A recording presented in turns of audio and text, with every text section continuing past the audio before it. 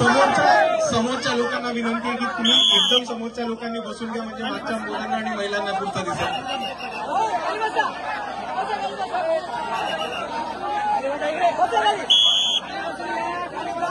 मीडियावाल्यांना पण जरा विनंती आहे, थोडंसं खाली बसून घ्या, थोडंसं चांगलं.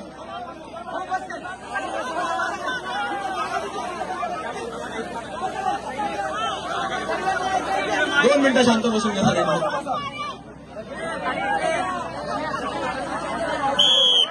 चालू करण्याच्या आधी एक घोषणा द्यायची आहे का?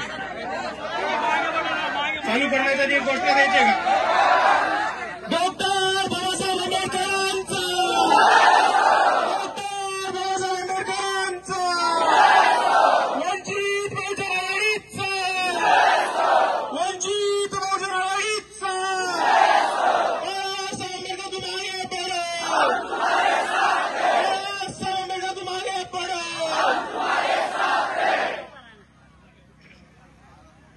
चालू करण्याआधी इथे उपस्थित सगळे मान्यवर, मंचावरील सगळे मान्यवर, तशाच इथे उपस्थित माझ्या सगळ्या माता भगिनी, वडीलधारी मंडळी आणि या चळवळीतल्या तमाम साथीदारांना माझा मानाचा, सन्मानाचा, प्रेमाचा क्रांतिकारी जय भीम.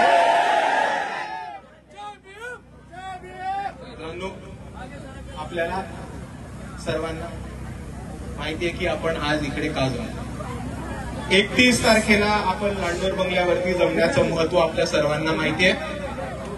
नसेल माहिती तर मी परत एकदा सांगतो की एक महत्वाची केस इकडे घडली होती आणि या केसमध्ये बाबासाहेब आंबेडकर वकिली करायला आले होते आणि तेव्हा ते लांडोर बंगल्यावरती थांबले होते. याच्यामधलं विशिष्ट असं की बाबासाहेब आंबेडकर जेव्हा वकिली करायला आले होते त्यांनी त्या माणसाची केस सुद्धा घेतली होती आणि बाबासाहेबांनी त्या निर्दोष माणसाची सुटका केली होती आणि त्या माणसाला फाशीपासून वाचवलं होतं आणि त्या माणसाची निर्दोष सुटका केली. हे किती तारखेला घडलं होतं? 31 जुलैला, बरोबर. आता आपण ह्याचा संदर्भ फक्त आजपर्यंत घडणाऱ्या गोष्टींची जरा लावूया आणि आपल्याला कळेल समाजाचे काय चाललं.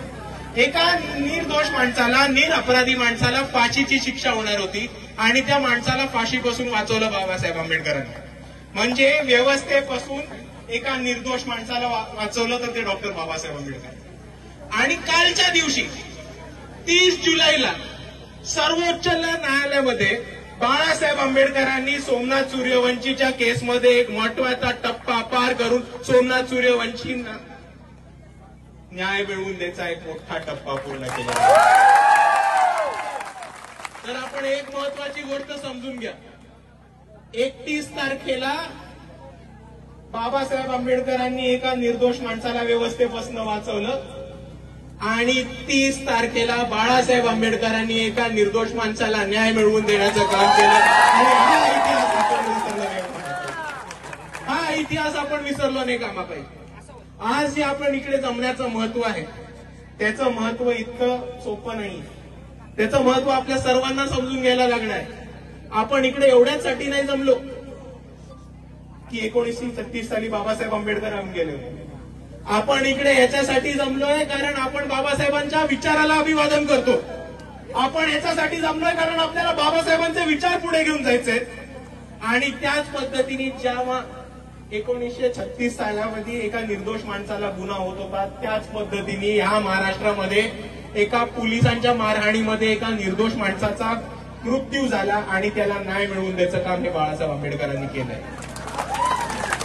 आपल्याला सोमनाथ सूर्यवंशी यांची घटना माहितीये? परत एकदा सांगतो ज्यांना नसेल माहिती त्यांच्यासाठी. परभणीमध्ये एक बाबासाहेबांचा पुतळा आहे आणि त्या पुतळ्याच्या समोर एक संविधानाची प्रत आहे. एक माणूस आला, त्यांनी त्या संविधानाच्या प्रत तोडली आणि बाबासाहेबांच्या पुतळ्याची विटंबना केली.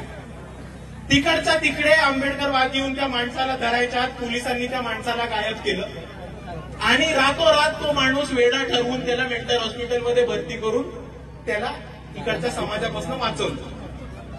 जसं लोकांना कळलं की बाबासाहेबांच्या पुतळ्याची विटंबना झाली आणि संविधानाचं प्रत ओढलं गेलंय तेव्हा खूप मोठ्या प्रमाणामध्ये उत्स्फूर्तेने भावनिक झालेले भीमानुयायी भीम सैनिक हे रस्त्यावरती आले आणि आंदोलन करायला लागले. जशी ही लोक रस्त्यावरती यायला लागली तिकडे तशी समोर पोलिसांची स्क्वॉड तयार होती. परभणीच्या बाहेरनं आलेले, परभणी ग्रामीण मधनं आलेले, नांदेडमधनं, हिंगोलीमधनं आलेले पोलीस तिकडे उभे होते आणि जसे आलेल्या लोकांवरती त्यांनी लाठीचार्ज, हमला ह्या जोरात चालू केला. आपण अजूनही व्हिडिओ बघितले असतील की पोलिसांनी कशी बेदम मारहाण केली आहे तिकडच्या नागरिकांना. गर्भवती महिलांच्या पोटावरती उभं राहून त्यांना लाथांनी मारण्यात आले. वयस्कर महिलांना काठ्यांनी तुडवण्यात आले. ज्या गाडीवरती अशोक चक्र होतं, जयभीम होतं किंवा बाबासाहेबांची सही होती ती गाडीची काच फोडण्यात आली. आणि हे अजून कोणी नाही केलं तर या महाराष्ट्र सरकारच्या पोलीस प्रशासनाने केले.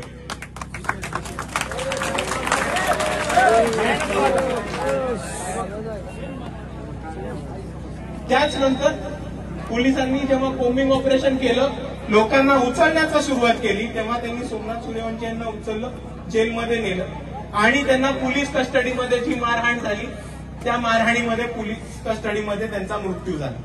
त्याच्या तिसऱ्या दिवशी महाराष्ट्राचे मुख्यमंत्री येऊन विधानसभेमध्ये हे म्हणतात की सोमनाथ सूर्यवंशी यांना आजार होता, ते रुग्ण होते आणि त्यांचा मृत्यू हा आजाराने झाला. मित्रांनो, ह्याच्यामध्ये काय काय आलं समजून. जशी परभणीची घटना घडली तशी वंचित बहुजन युवक आघाडी पहिली होती तिकडे पोहोचण्यासाठी. तिकडची परिस्थिती सांभाळून घेतली, तिकडच्या लोकांना धीर दिला आणि तिकडच्या पोलिसांना धारेवर धरले. दुसऱ्या बाजूला एक महत्वाचा टप्पा आपल्या सर्वांना हे समजून घ्यायचा आहे की सोमनाथ सूर्यवंशी यांचा मृत्यू झाल्यानंतर त्यांची बॉडी होती ती रातोरात गायब करून औरंगाबादला आणण्यात आली. म्हणजे या सरकारचा आणि या शासनाचा नीचपणा तुम्ही समजून घ्या. एका माणसाला पोलीस कस्टडीमध्ये तुम्ही बेदम मारलं आणि त्याचा मृत्यू झाला तिथपर्यंत थांबले नाही. रातोरात त्याची बॉडी उचलून परभणीमधनं औरंगाबादमध्ये नेली. वंचित बहुजन आघाडीच्या कार्यकर्त्यांनी आणि वंचित बहुजन आघाडीच्या युवक कार्यकर्त्यांनी ती गाडी थांबवली, पोलिसांना रस्त्यावरती अडवलं आणि तिकडे आंदोलन केलं. गाडी समोर काही लोक झोपले आणि म्हटले की जोपर्यंत सोमनाथ सूर्यवंशी यांची बॉडी परभणीमध्ये पोस्टमॉर्टमसाठी येत नाही तोपर्यंत आम्ही थांबणार. तर आपण समजून घ्या यांचं कट कुठपर्यंत चाललंय. बेदम एका बिचाऱ्या माणसाला तुम्ही पोलीस स्टेशनमध्ये मारता, पोलीस कस्टडीमध्ये मारता, त्याचा मृत्यू होतो. मग त्याच्यावर कारवाई होऊ नये म्हणून तुम्ही त्याची बॉडी हलवता आणि त्याचा पोस्टमॉर्टम होत नाही.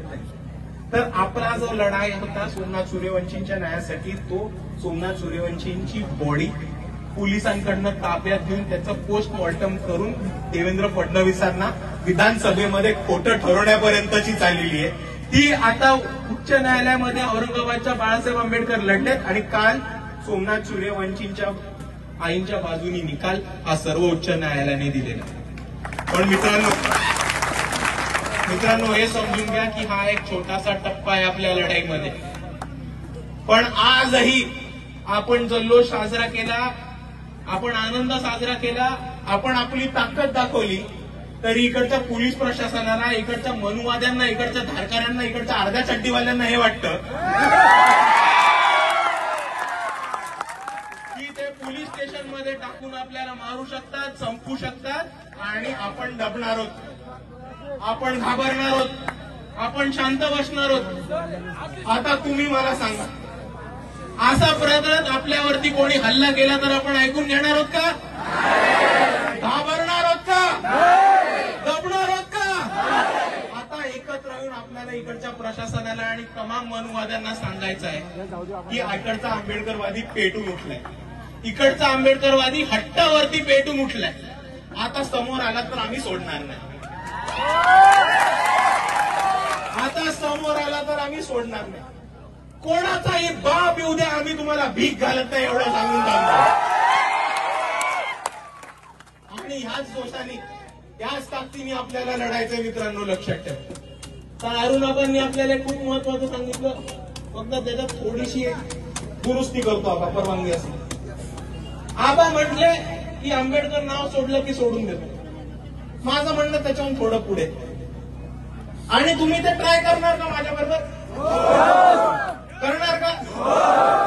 पुढच्या वेळेस कोणी गाडी थांबवली, आंबेडकर नाव दुसऱ्यांदा, पहिले कॉलर टाईट करून त्याच्या डोळ्यात डोळे टाकून म्हणायचं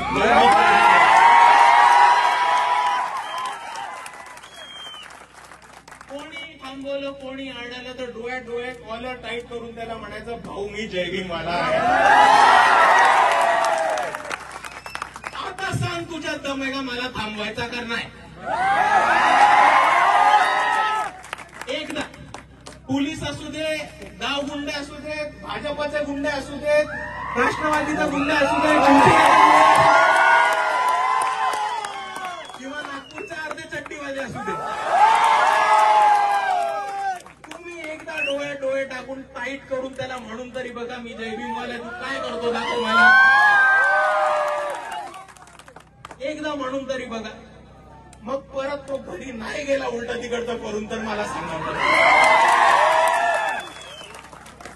आणि मित्रांनो, ही ताकद आपल्याला मजबूत करायची. आपल्याला आज दिसत असेल की आपण प्रत्येक पायरीवरती पुढे चाललोय, प्रत्येक टप्प्यावरती पुढे चाललोय. आपण फक्त एक टप्पा आपल्याला या लढाईमधला गाठायचा, तो म्हणजे राजकीय सत्ता. कारण तुम्ही समजून घ्या, आपण किती लढाई उभ्या केल्या, किती चळवळ उभी केली, जोपर्यंत राजकीय सत्ता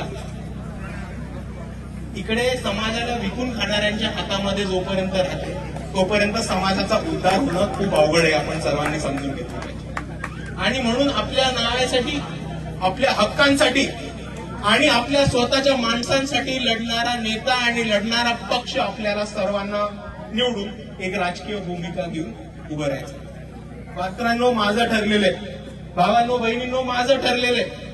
मी माझा नेता निवडलेला आहे, मी माझा पक्ष निवडलेला आहे. तुम्ही निवडणार आहात का? तुम्ही निवडणार आहात का? आपले नेते कोण? आपले नेते कोण? आपला पक्ष कुठला? आपला पक्ष कुठला? म्हणून मी थांबतो. जय भीम, नमो बुद्धाय.